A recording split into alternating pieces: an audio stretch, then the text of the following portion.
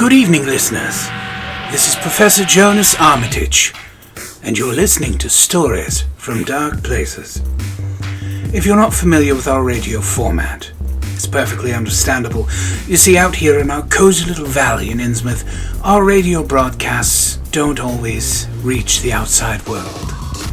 But through an act of supreme engineering by our studio's technical advisor, Donato Cardenas, our broadcast antenna is up and at maximum strength. So, for the first time in quite a while, I look forward to sharing the evening and a story with you. Tonight, we will be visiting a spooky little tale from an internet author named MrGator. The story is called Red Mold. I don't know how you feel about scary stories, but there's very few in this world that gets my heart pumping like a good scare. So I'm looking forward to it. I hope it's as good as it seems. That being said, please pardon me while I switch over to the appropriate feed, and I will join you momentarily with tonight's tale, Red Mold.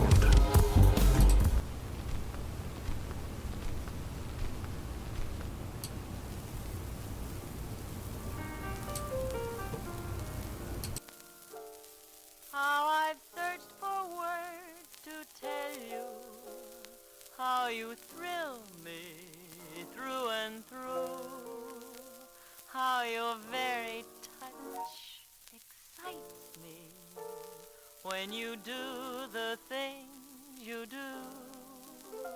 But the words I found were pallid, they didn't mean a thing until I found the phrases of this tender song I sing. It goes, oka baby doka like a baby you, if you oka baby doka like me. Oka baby doka like a huggle you, if you oka baby doka huggle me. Oka baby doka like a kissle you, if you oka baby doka kissle me. Oka baby doka like a tender you, if you oka baby doka tenderly. If your love words won't come out when you've got a lot to say, just talk to the one you're mad about in the oka baby doka way. Oka baby doka like a lovell you, if you oka baby doka lovell me. Oka baby doka.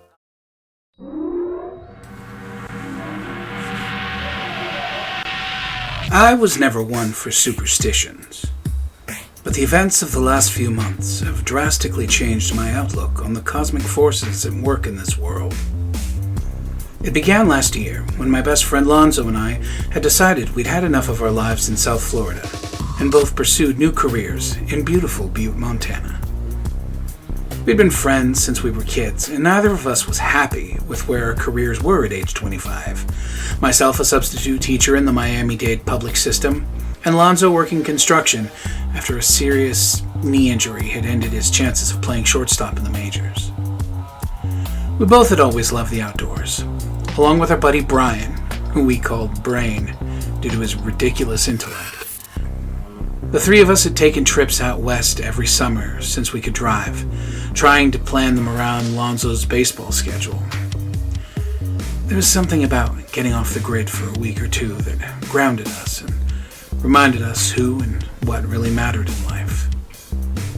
Spending hours drinking in scenic vistas and mountain air, waking up to the magenta sunrises and falling asleep under a night sky, that was unparalleled by anything city life back east had to offer.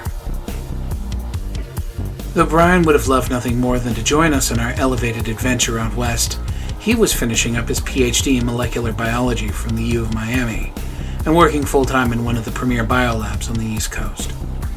Lonzo and I saved up for a few months as the school year ended, and I looked for teaching jobs in some scenic locations.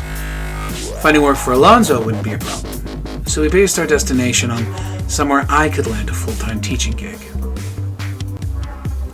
We settled just outside of Butte. I had secured a position teaching American history and government to high school freshmen at a school about half an hour from downtown. Though we could afford to live in town, that wasn't why we'd made the move, so finding the perfect place to live was a major priority for us. After what seemed like days going through Craigslist and Realtor.com listings, we actually stumbled upon what we thought was the ideal place for us to rent in a newspaper ad of all places. 3-bedroom farmhouse on 35 acres, tucked into the Boulder Mountain Range north of Butte, read the ad. $850 a month plus utilities was a kicker for us. We could afford that on either of our paychecks, and it gave us plenty of opportunities to get into our nature.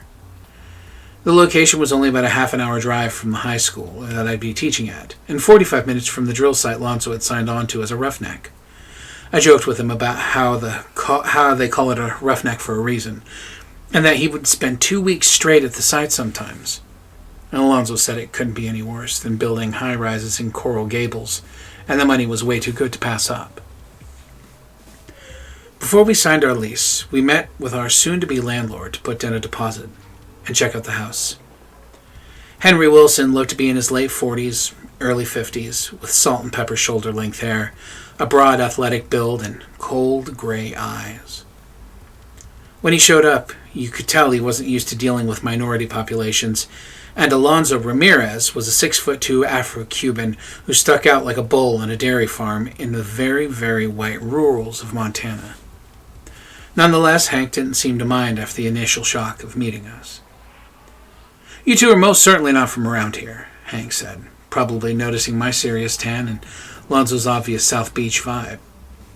"You caught us, Detective. We're on the run with stolen jewels and needed a place to hide out for a few decades." I don't think he appreciated my joke, but after I offered to buy the first round of drinks, he loosened up a bit. And both Lonzo and I had thought it was odd he wanted to meet at a bar, and probably should have read this as a sign for the kind of landlord he was going to be, but the picture we'd seen and the description of the farmhouse was too good to pass up. After a few beers, he agreed to take us out to see the house, but insisted he drive. And a little reluctant, we agreed to hop into his '99 Silverado and ride out to what we hoped would be our dream home. Hank had an odd smell to him, not BO or anything like that, but a smell that reminded me of a football coach we had in high school who gave even the biggest, most badass linebackers the heebie-jeebies. "You boys are going to love the house. No one to bother you for a good 5 miles in any direction. One road in, one road out. Perfect solitude in a mountain paradise." Normally, the idea of this kind of place would have had me over the moon, but something about the way Hank said it made the hair on the back of my neck stand up and my skin crawl. We'd come out west for this exact reason, but now that Hank Wilson was driving us out to it, it seemed like the last place I wanted to be. Don't ask me how I knew, but Alonzo felt the same way. Between our tension and Hank's odd predatorial scent, you'd almost taste the fear in the air. The longer we drove, the more I felt as if this might actually be a trap.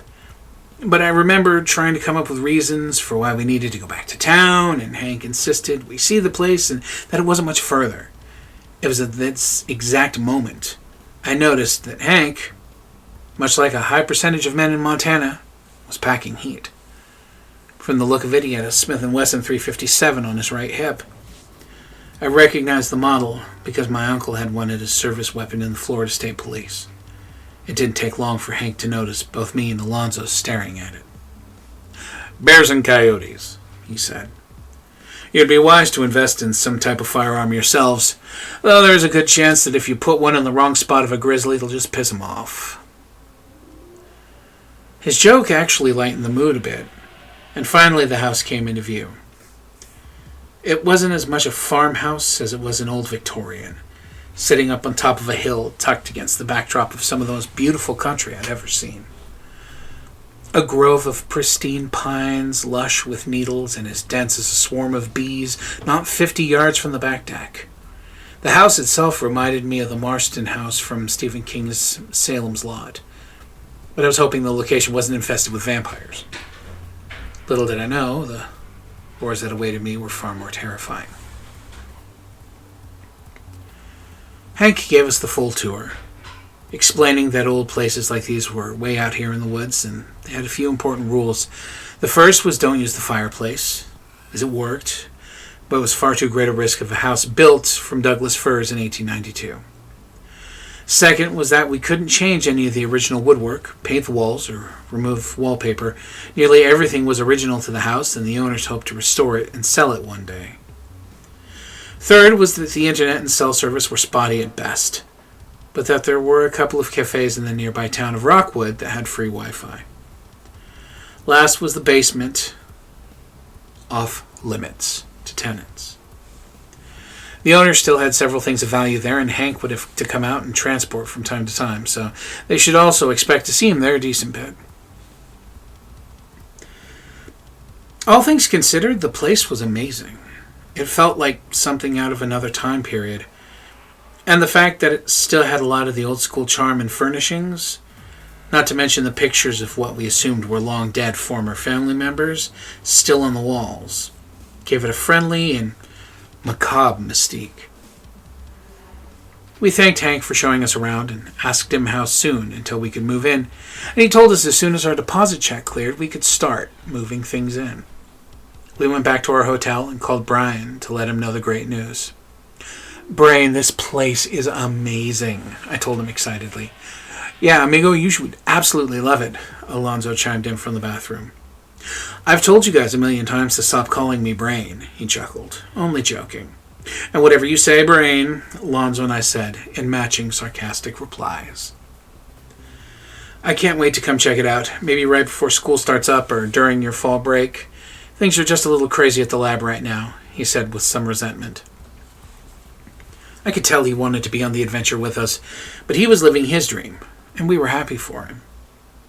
"I'll give you a call when we're all moved in. Oh, if we have the service. That is, the place is super remote. Just be careful, guys," he said to us with a twinge of caution in his voice. "You don't have Big Brain Brian out there to keep you two goons out of trouble." "And we'll be just fine, buddy," I said, not realizing how incredibly wrong I was. A few days later, we were moving in the few things that we'd brought with us and getting the lay of the land. Lonzo and I did a couple of day hikes right from the property and knew we had come to the right place. The terrain was awe-inspiring. White-capped monoliths covered with thick green forests, mountain streams so clean you could drink directly from them, and the sunsets could melt away any fear we'd previously thought about having this move. We wanted to get some fun in before Alonzo had to spend 2 weeks at the rig site, hoping a big strike would net him an early bonus. After about a week of checking out what the town of Rockwood had to offer, as well as some of the best local trails and water holes, it was time for Alonzo to head out to the rig. We'd used some of our savings to buy him a beat-up Ford Ranger he could use to get to and from. This way, we both had a vehicle out here. "Let me know when you get there. Maybe you'll have a better cell service than I do now." "They'd better. My damn Pornhub app better be working too, otherwise I'm going to have to go analog and buy me a Playboy," Alonzo said, completely serious. "Shit, do they even make nudie mags anymore?" "I don't know, bud. Hef's is dead, so who knows." That first night alone in the house was when I started to notice some strange goings-on. I was laying in bed, doing some prep work for my upcoming classes in the fall. We still had a good 2 months before the school year started, but I wanted to really be prepared and knock it out of the park this first year. I was in the middle of typing up a lesson plan on the rights of citizens protected by the First Amendment when the power went out through the house. I thought it was particularly odd that my laptop, which had been at over 60% charge, also died on the spot. I looked at my phone and had no service, but at least it provided me with some light. I hadn't noticed how quiet it got in the house at night, and it seemed like every little blow of the wind would weave its way through the floorboards and bring the house to life. It was then that I heard the scratching for the first time. It began subtly, almost like a whisper, and I originally blamed it on the wind, but the longer it went on, the more distinctive it got. It was getting louder, and it seemed to be moving around the downstairs. You're just being a pussy, I told myself. First night alone in an old house, and you're letting your imagination get the best of you. But then, the scratching became even louder. I made my way to the bedroom door using the light on my phone, and I thought about calling Lonzo. But again, I had 0 bars. As I opened my door and peered down the hallway, I saw nothing but darkness. I shined the phone flashlight down the hall, and for a minute, the scratching seemed to have stopped. And as soon as I'd finally made pride with the fact that my mind was playing tricks on me, it started up again.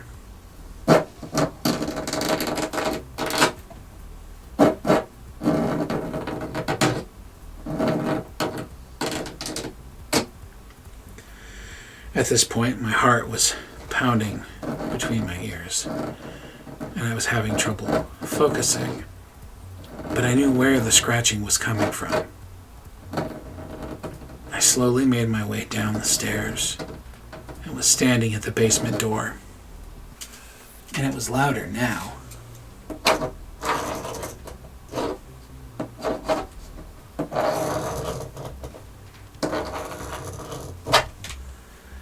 It was coming from the basement. Normally this is where I would turn and run to my 2012 4Runner parked outside and never look back. But for some reason I knew I had to see what was making the noise.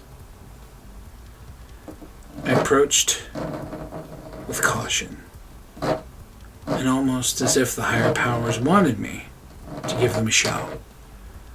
My phone died. No light, no weapon, and no one to save me. I slowly made my way to the basement door and peered down the steps below. It was black. Impossibly black. Through the darkness, it almost seemed alive. I could make out something moving below. I tried to get a better look into the darkness, even if it was just to put a face to the creature that was about to end my sorry excuse of a life, but I couldn't make out anything more than a shadow figure from where I was at the top of the stairs. I tried to move down the steps as quietly as I could, the shadow beast not more than what I thought 5 feet below me. I got to the 3rd step down and slipped, barely catching myself on the railing, before receiving a face full of bright light. Jesus fucking Christ, Hank! What the hell are you doing here in the middle of the night? Sorry, bud. Came out here with the weatherman predicted high winds. He said as calm as a lamb. This place frequently blows a fuse when the winds kick up and put pressure on the power lines. I was trying not to disturb you, but from the look of it, I did more than that. Yeah, I would say so, I said, annoyed. Maybe I wouldn't be wound so tight if you hadn't been scratching the damn walls down here. What are you talking about? I was just messing with the fuse box. I wasn't scratching anything. Hank was becoming annoyed himself. You didn't hear the scratching a few minutes ago? I heard it all the way up in my room, I said, slightly out of breath. I didn't realize how worked up I'd gotten. I have no idea what you're talking about, Hank said as he put a tool back on his belt. It looked like a small chisel, which wouldn't have made much sense for fixing a fuse. What the hell is that? I exclaimed, pointing to what looked like a dark red claw mark that ran across the wall. Hank examined it with his hand, touching the marks, and then touched his hand to his mouth as if to taste it. It's mold. Places like these, unfortunately, it's a price you pay for the rustic atmosphere. It's dark red. What kind of mold is dark red? I could tell Hank wasn't in the mood for explaining himself, and fell back on the rules of the house. And he explained that my ass was not supposed to be in the basement, and that though he himself would be there frequently, on this occasion, he was out here trying to be a good landlord. After a few minutes of posturing and deciding who was right, Hank packed up and headed out. The power was back on, and I actually had service for a change.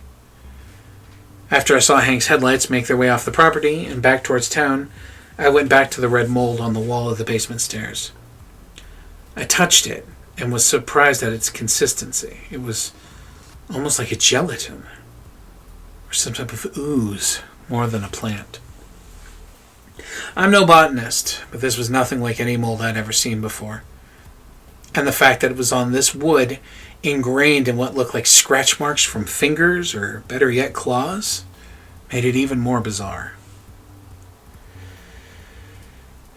Not to mention unnerving. Though I didn't know what it was, I took a picture, and I sent it to my other best friend in the world. Hopefully, Big Brain Brian would shed some light on the situation for me.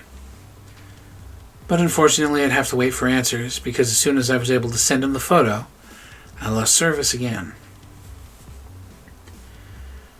After a nearly sleepless night, I woke with the dawn the next morning and decided to do a little investigating around the house. I went back downstairs, and I noticed Hank had placed a padlock on the basement door. One of those old industrial ones you'd see in old movies on the gates of a dilapidated old mansion covered in ivy and moss.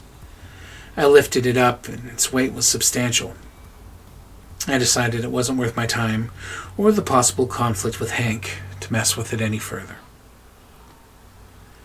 As I made my rounds of the first floor, I noticed some of the old photos on the walls weren't as old as I thought. Some actually seemed to be pretty recent. There were a series of prints hanging in small frames from a small back stairway leading directly to the third floor, which was just an old storage space, likely full of asbestos. Nevertheless, these pictures were of what appeared to be a family of four. A middle-aged couple, their teenage daughter, and an adolescent son. The mother, I presume, looked oddly familiar, but I couldn't seem to place her face. It was like seeing the ghost of someone you met in a past life. There was some recognition of something, but I didn't actually know. As I examined the photos further, I began to hear that scratching again. I thought my mind was playing tricks on me, and that maybe my lack of sleep was making me hallucinate. But sure enough, it was there. I made my way back to the cellar door, half expecting to see it ajar again with Hank getting up to who knows what. But it was locked, just as it had been before, and again, the scratching continued.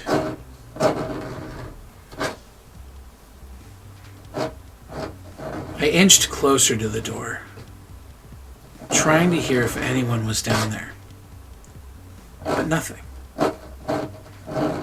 I moved closer and placed my ear to the old wooden door, cupping my hand around it to magnify any sound that may have been coming from the other side. There wasn't any scratching, but now there was a new sound. The sound of a woman whispering. I pushed my ear as close as I could to the door, trying to make out what she was saying.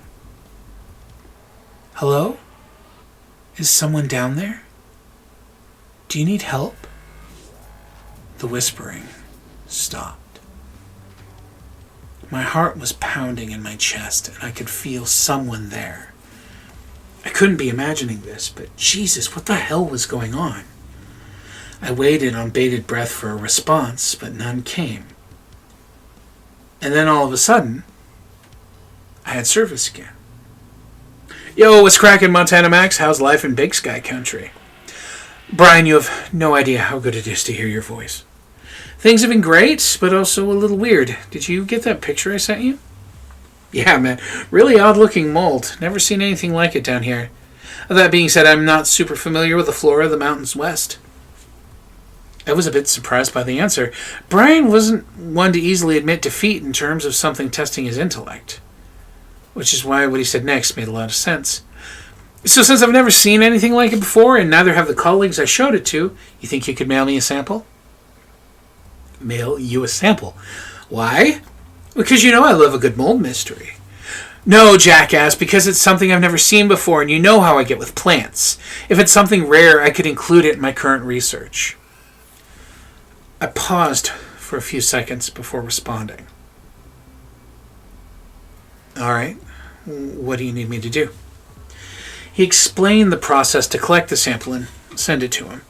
I explained that I didn't just have a Petri disk lying around, and he walked me through how I could use a Ziploc bag to make a pretty well-sealed sample. After collecting the sample, I told him I'd mail it next time I was in town, which I hoped would be the next day. We talked a little longer about how things were in South Florida. I told him about how our creepy-ass landlord made my skin crawl like Coach Carter. He told me he'd give me a call in a few days when he got the sample and offered to pay for the expedited shipping. He was really excited about the chance to study something he'd never come across before. And a couple days later, I decided to venture into the little hamlet of Rockwood. It was a pretty nice little town. It had a charm that only western mountain towns can produce, this rustic vibe. But at the same time, modern America was moving in.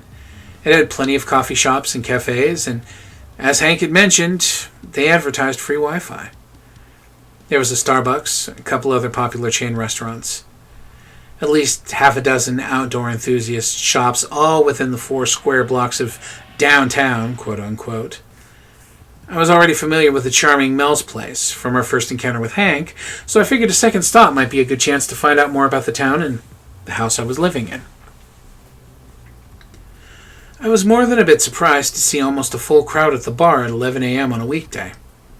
I guess Mel's is the place to be. I cozied up to the bar and ordered a Bloody Mary, when in Rome, and I asked the bartender if he knew anything about the property I was renting, and he didn't seem to have the slightest clue. But he did say that if anyone would know about the place, it'd be Lucille Enders, the local librarian. I finished my Bloody and left a nice tip and made my way to the Rockwood Public Library. To say Lucille Enders looked like a librarian would be a colossal understatement.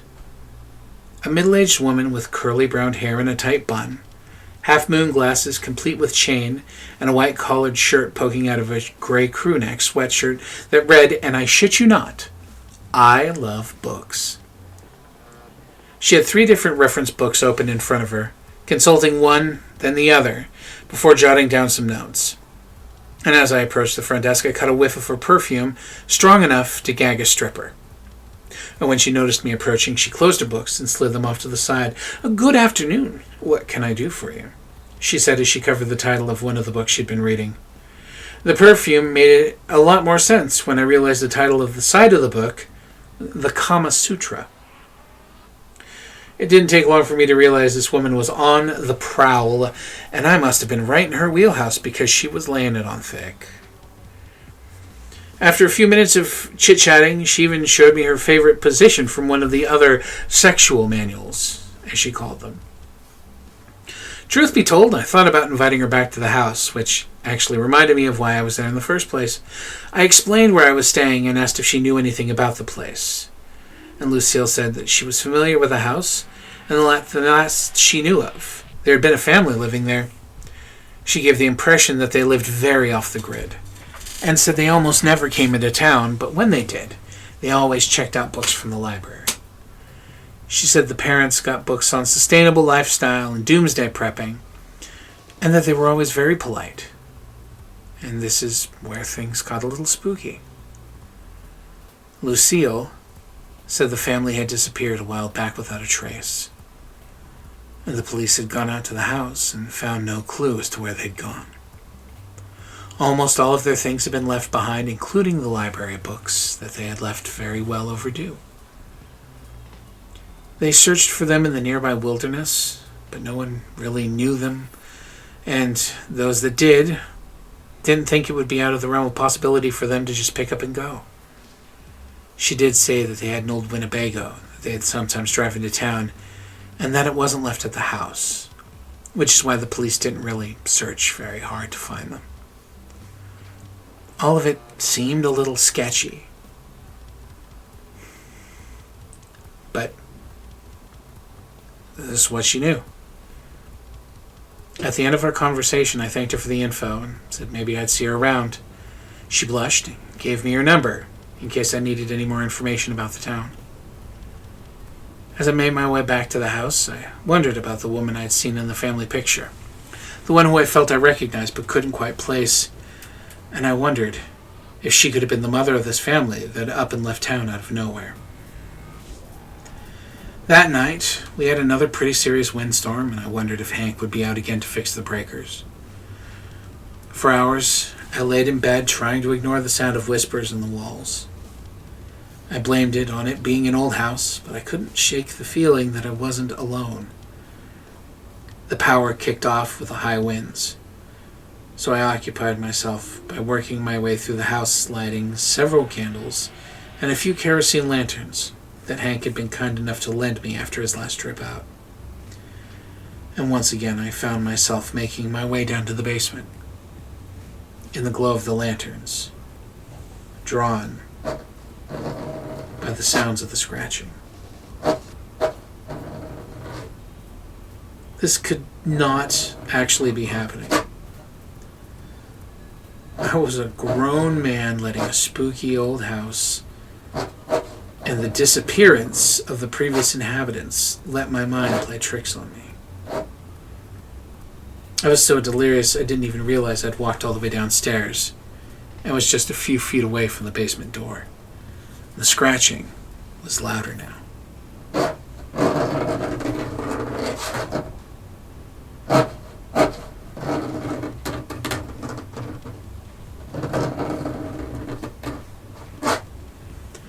I looked at the door and saw more of the red mold.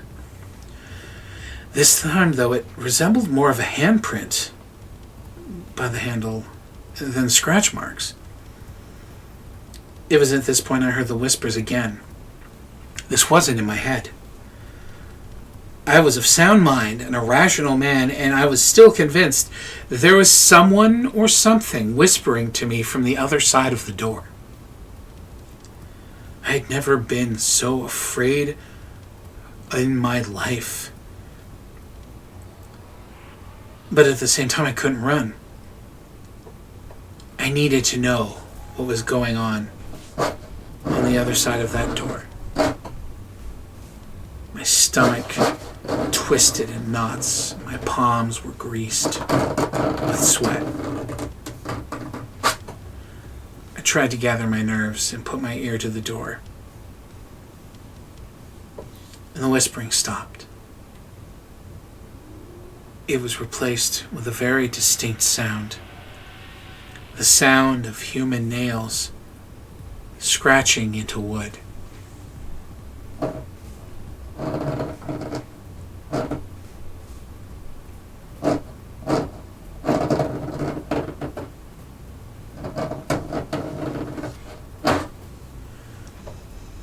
I pulled back from the door and noticed the mold had begun to drip, which I didn't think was something possible of mold.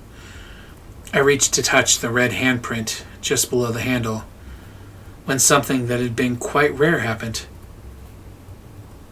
I got service and received a text from Brian. "You must think you are really fucking funny, don't you?" I responded, "What the hell are you talking about?" I can't believe you would send me that shit in the mail, dude. Is it yours? Really made me look like a sick bastard at the lab. Brian, I seriously don't know what the fuck you're talking about. Human blood. You sent me human blood and said it was mold. I'm lucky I still have a job. It was at this point my phone again went black. The scratching was back and louder than ever. Each scratch now appeared streaking red through the door. Each streak of red now dripping crimson drops on my side of the door. And the whispers were back. Who are you? What do you want? I screamed at the door. I'm still not sure why I didn't immediately hightail it for the car and never look back. But something in me was screaming to break down the door and get to the other side. I was a man possessed, and though every inch of my being was screaming to run, and never look back, I was going to see this through. I went to the kitchen and grabbed a hammer from the tool drawer. I made my way back to the door and began swinging away. And by the third swing, the padlock cracked and released its hold on the door. And as the door slowly crept open, what I saw sent a chill through me.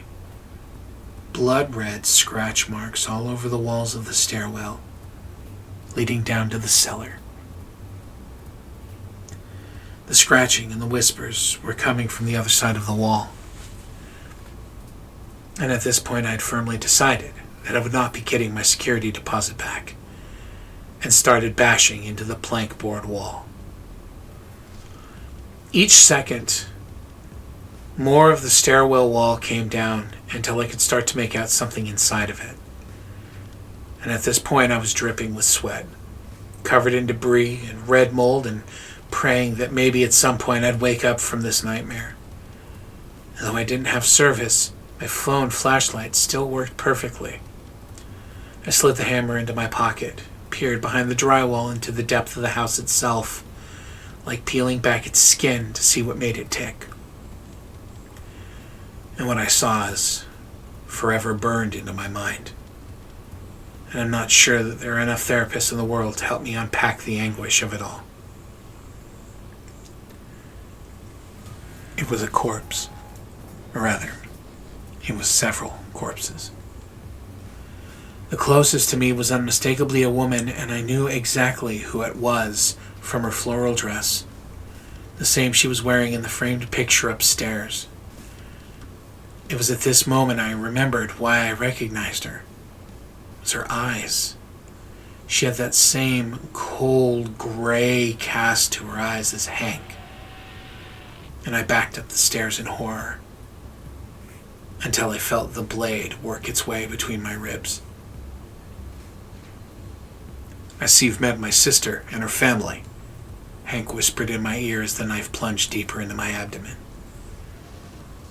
I began to feel cold, and I felt myself slipping away. The last thing I heard was Hank whisper, "It looks like you're going to have to be joining them."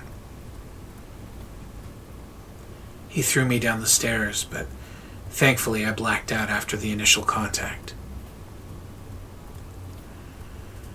And when I came to, I was at the bottom of the stairs, soaked in what I imagined was half blood, half sweat.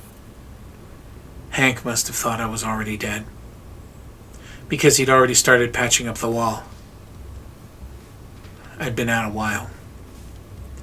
I watched him patching it, trying to plan my next move and figure out a way to survive this. Hank, thinking I was dead, gave me some element of surprise, but I'd lost a lot of blood. My legs had gotten pretty banged up in the fall. Even with age on my side, I was no physical match for him at this point. As I tried to figure out my options, I heard a familiar voice from upstairs. "Hola, amigo! Guess who's back with a fat paycheck from a big strike?" Lonzo. Hank stopped what he was doing and pulled the knife out from a holster on his hip and made his way to the top of the stairs. It took every bit of life I had left, but I crawled my way to the top of the stairs. I heard Hank talking to Lonzo, and Lonzo being concerned why there was no power. And after an excruciating climb, I reached the top of the basement stairs just in time to see Hank pulling the knife from behind his back.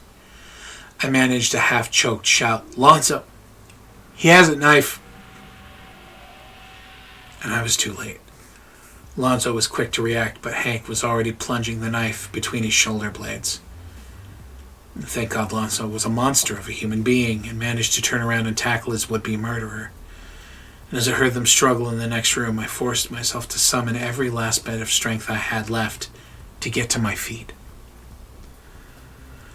Alonzo and Hank must have knocked over a lantern because the living room had erupted into flames. My weight leaned against the wall, and I slid myself closer to the living room, watching the shadows dance across the wall as they exchanged blows. As I turned the corner and saw the extent of the fire, in the middle of the room, Alonzo struggled on his knees with Hank standing behind him, his hair in his right hand. They both looked as if they had gone 10 rounds with Apollo Creed. Alonzo saw me and mouthed the word run.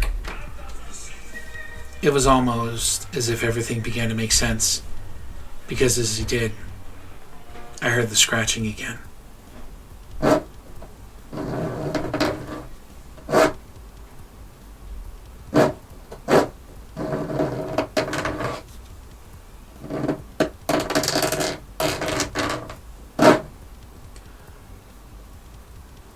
Dot, dash, dot, R, dot, dot, dash, U, dash, dot, N. It was fucking Morse code. Hank removed his knife from Alonzo's back and dragged it across his throat, spraying hot crimson across the room. The flames had spread to the kitchen and were quickly enveloping the entire house. Hank released his grip on Alonzo and he dropped to the floor. My heart sank because my best friend was dead, and then he turned his sights on me. In death, Alonzo had given me a chance. Hank had a large gash across his forehead which was dripping blood into his eyes, so he must not have been able to get a good look at me.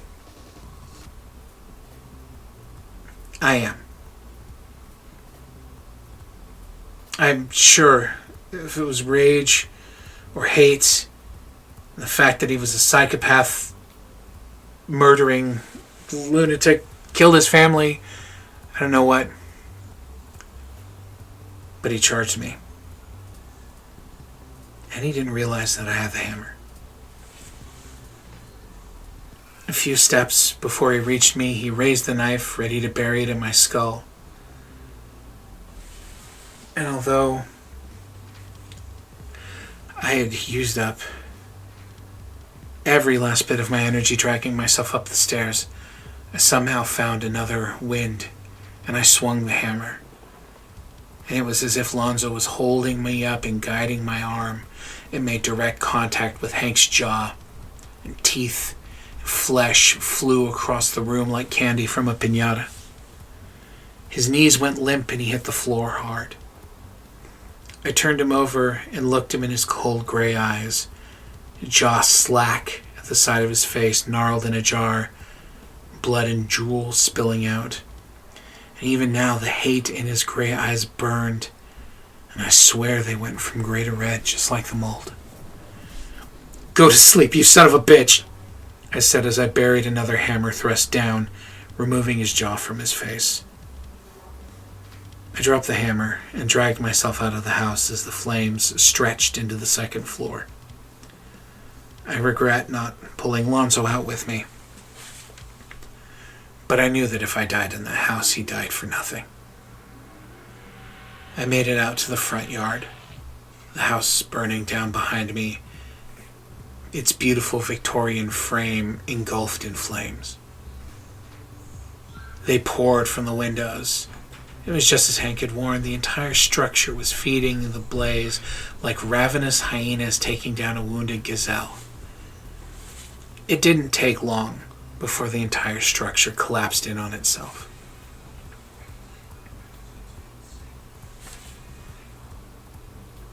After a week-long recovery in St. James Hospital, I was transferred to a larger facility in Billings. The fire and police departments had a lot of questions for me, and I still think they suspect that I had more to do with the bodies they found than I let on. They were able to identify several bodies in the wreckage of the house, but due to the fire and the collapse, it was hard to tell anything from the remains. I was done with Montana. I needed to spend some time back with people I cared about, so I went back to Florida. My recovery has been a long one, and I've had to stay in touch with the Montana State Police because they were never able to identify the body of Hank Wilson. Probably because that wasn't his real name. And I would like to think that all of this is behind me. But I came across some fresh red mold in my basement today. And I've been hearing the scratches again at night. I'm not sure what the other side is trying to tell me, but it seems to have the same message it did on Montana.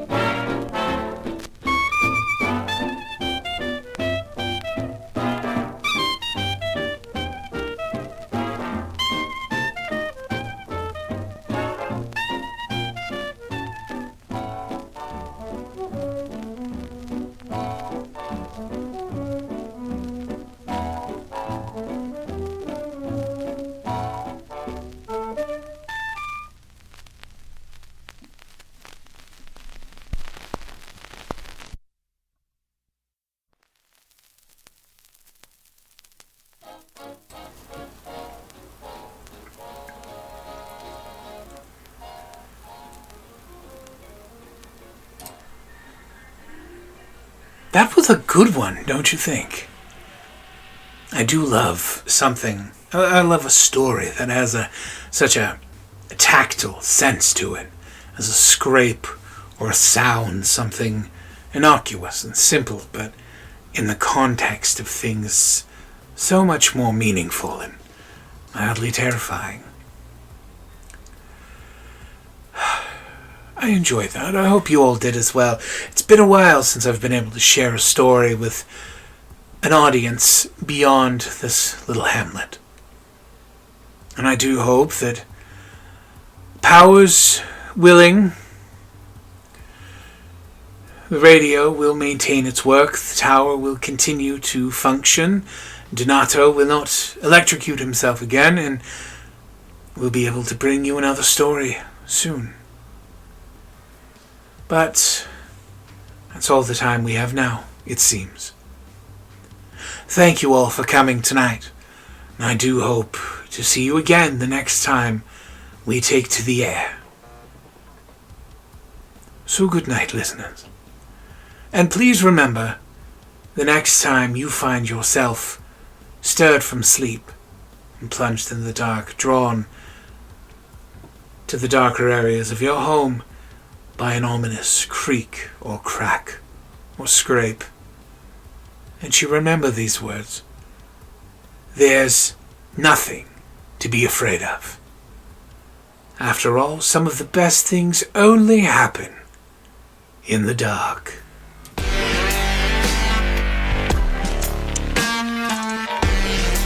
Stories from Dark Places was recorded before an imaginary studio audience.